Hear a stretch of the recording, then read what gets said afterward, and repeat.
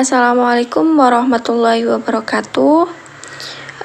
Perkenalkan kami dari kelompok 1. Di sini kami akan menjelaskan mengenai penyakit dari Alzheimer disease.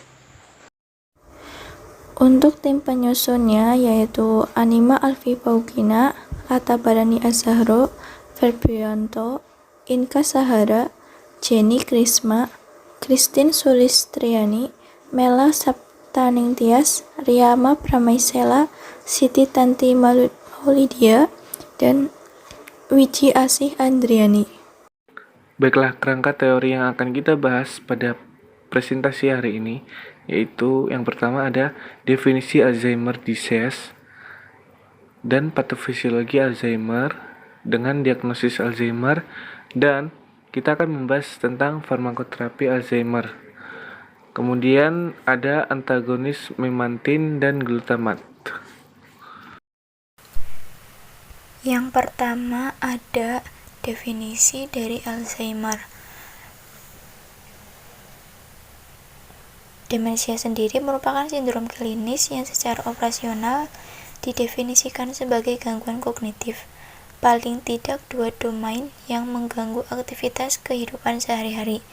Nah, Alzheimer sendiri itu merupakan sebuah kelainan otak yang bersifat irreversibel dan progresif yang terikat dengan perubahan sel-sel saraf sehingga dapat menyebabkan kematian sel otak.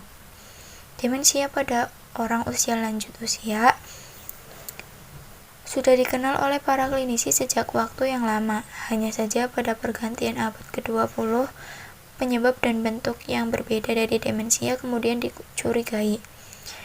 Dan pada tahun 1906, Alois Alzheimer menggambarkan kusut neurofibrillari dan plak pikun di otak pasien yang menderita demensia progresif yang sekarang disebut penyakit Alzheimer.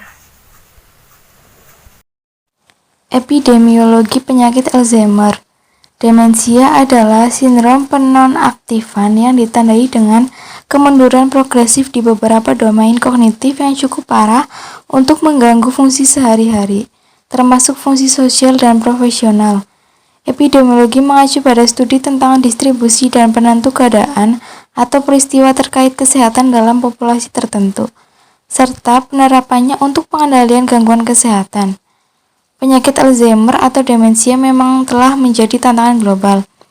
Organisasi Kesehatan Dunia atau WHO, Alzheimer Disease International atau ADI, memperkirakan prevalensi demensia standar usia secara keseluruhan di antara orang-orang di atas usia 60 tahun bervariasi dari 2,1% untuk Afrika Barat menjadi 8,5% di Amerika Latin, tetapi sebagian besar perkiraan angka prevalensi berada di antara rentang 5% hingga 7%.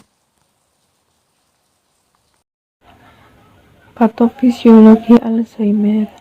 Berbagai agen infeksi, baik bakteri, virus, protozoa, spirochaeta, maupun fungi, pada kondisi tertentu mampu menginfeksi otak melalui berbagai mekanisme spesifik dengan memanfaatkan berbagai faktor virulensi. Agen infeksi dari golongan bakteri mengandung lipopolisakarida, teichoic acid, peptidoglikan, dan toksin bakteri yang mampu menginduksi pelepasan mediator proinflamasi, ekspresi faktor kemotaktik, dan ekspresi molekul adesi. Mycobacterium tuberculosa mampu bertahan hidup di dalam makrofag atau monosit, sehingga dapat menyebar secara hematogen ke ekstrapulmoner, termasuk SSP.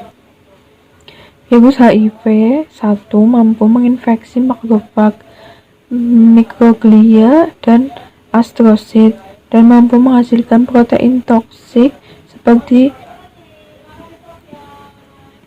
GP120 dan TAT5 prion protein bentuk patogenik, memiliki gugus glikosil fosfat didilynositol yang memfasilitasi melekatnya bagian protein pada membran sel neuron. Yang selanjutnya yaitu farmakoterapi Alzheimer. Menurut hipotesis kolinergik dan penghambat asetilkolinesterase itu ada 4, yaitu tasrin, yang kedua itu donepezil, dimulai 5 mg sekali sehari.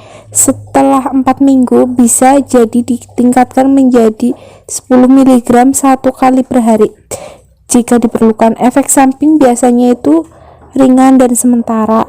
Yang ketiga, galantamin 4 mg 2 kali sehari, bisa ditingkatkan 8 mg setiap 4 minggu hingga 24 mg setiap hari. Yang keempat, rivastigmine 1,5 mg 2 kali sehari, dapat dititrasi dengan 3 mg setiap 2-4 minggu hingga maksimum 6 mg 2 kali sehari. Secara transdermal, dosis yang digunakan 4,6 mg, 9,5 mg, dan 13,3 mg bisa digunakan 24 jam. Selanjutnya, antagonis metanin dan glutamate. Terapi kombinasi metanin dan penghambat asetilkolitase, contohnya yaitu donepezil. Yang kedua, masalah praktis. Yang ketiga adalah perkembangan masa depan. Penyakit Alzheimer sekarang diperkirakan terjadi karena pembentukan fibri amiloid yang tidak larut dalam neuron yang kemudian membentuk plak ekstraseluler. Agen yang menargetkan amiloid termasuk vaksin dan antibodi monoklonal juga sebagai obat yang menghentikan pembentukan amiloid atau peningkatan pembersihannya. Sekian yang dapat kami sampaikan, kurang lebihnya kami mohon maaf. Wassalamualaikum warahmatullahi wabarakatuh.